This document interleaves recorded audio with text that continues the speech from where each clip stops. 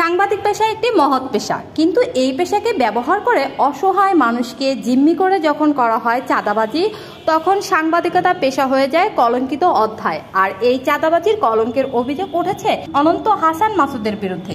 ভোলার সাধারণ মানুষের এক আতঙ্কের নাম এই সাংবাদিক অনন্ত হাসান মাসুদ। বিভিন্ন সময় বিভিন্ন মানুষকে মিথ্যা তথ্যের সংবাদ প্রচারের হুমকি দিয়ে চাঁদা চাওয়া এবং নেওয়ার অভিযোগ পাওয়া যায় এই সাংবাদিকের বিরুদ্ধে।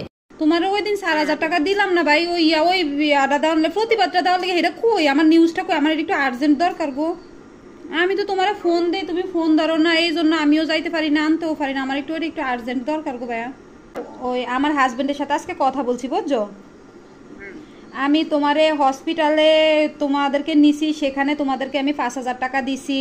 হ্যাঁ, পরে আমি হসপিটালে 5,000 টাকা দিছি, তারপরে আবার ওরা আমার নামে একটা দিছে, পরকীয়া নিউজ বের করছে, সেখানে সেটার প্রতিবাদ জানানোর জন্য তোমারে আমি 4,000 টাকা দিছি।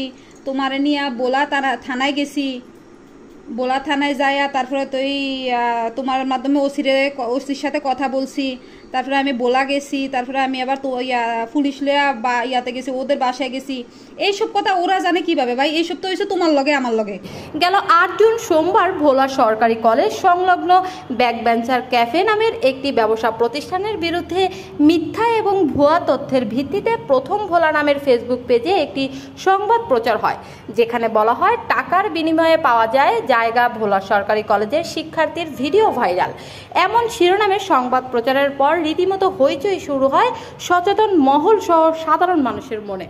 ঘটনাটি আসলে কি সত্য নাকি মিথ্যা, এমন প্রশ্ন ওঠে আপনার সাধারণ মানুষের মনে। ঘটনাটির সত্যতা নিশ্চিতে বিশ্লেষণে পাওয়া যায় ভিন্ন কিছু। উঠে আসে অনন্ত হাসান মাসুদের বিভিন্ন সময়ের অপকর্ম সহ চাঁদাবাজির তথ্য চিত্র জানা যায়। ভোলা সরকারি কলেজ সংলগ্ন ব্যাকবেঞ্চার ক্যাফে নামের ব্যবসা প্রতিষ্ঠানের মালিক মোহাম্মদ রিয়াসউদ্দিন এর কাছ থেকে ভোলার স্থানীয় পত্রিকা দৈনিক ভোলা টাইমস পত্রিকার বার্তা সম্পাদক পরিচয় দিয়ে 50,000 টাকা চাঁদা চায় সাংবাদিক অনন্ত হাসান মাসুদ, কিন্তু চাহিদা অনুযায়ী চাঁদা না পাওয়ায় ওই ব্যবসা প্রতিষ্ঠানের বিরুদ্ধে মিথ্যা এবং ভুয়া শিরোনামে তাদের ফাঁসানোর জন্য প্রথম ভোলা ফেসবুক পেজে সংবাদ প্রচার করেন এই অনন্ত হাসান মাসুদ।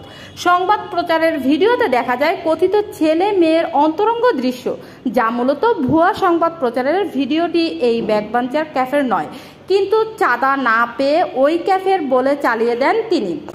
আমি দোকানদারি করে আজকে 3 বছর, ঠিক আছে। 3 মাস আগে আমি উপরে আসলে মানে 2-3 জন লোক দেখি যে নিচে থেকে নামতেছে, উপর থেকে নামতেছে। কারণ আমরা জিজ্ঞাসা করি, তারা সাংবাদিক পরিচয় দিয়েছে।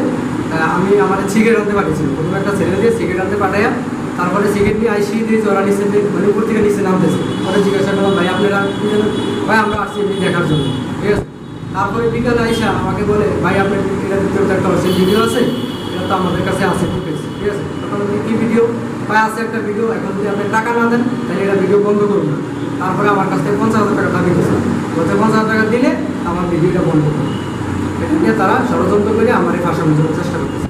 তার নাম হচ্ছে অনন্ত হাসান মাসুদ। আমি দোকানদারি করি 3 বছর, ঠিক আছে। আমি যদি এইসব অশ্লীল কাজ করি তাহলে তো আমার দোকান অনেক আগেই বন্ধ হওয়ার কথা ছিল। আর আমার এটা হলো খোলা ফেলিস, ঠিক আছে। এর পাশে হইলো পশু হাসপাতাল, জানালা খোলা, জানালার কোনো ইয়া নেই, গ্যালাস নেই, ঠিক আছে। ওপেন আমার এই জায়গায় ফোন বসে আড্ডা দেয়, ঠিক আছে। কিন্তু এই জন্য যদি অশ্লীল আমরা কাজ করি, আমি যদি কাজ করি তাহলে তো এই দোকান অনেক আগেই বন্ধ হওয়ার কথা ছিল, তাহলে আমি তো 3 বছর দোকানদারি করতে পারতাম না। কিন্তু এখন আমাকে সাধারণ নাটক দিয়ে আমাকে ভাসানোর চেষ্টা করতেছে, মুক্তিপণ চাইতেছে 50,000। এটা সঠিক তদন্তের মাধ্যমে বিচার চাই। এছাড়াও বিশ্লেষণ উঠে আসে আরও চাঞ্চল্যকর তথ্য। সে বিভিন্ন সময় ভোলার বিভিন্ন মানুষ ব্যবসায়ীদের কাছে ভুয়া তথ্যের সংবাদ প্রচার করবে বলে হুমকি দিয়ে চাঁদা দাবি করেন। লিমা আক্তার, স্বাধীন।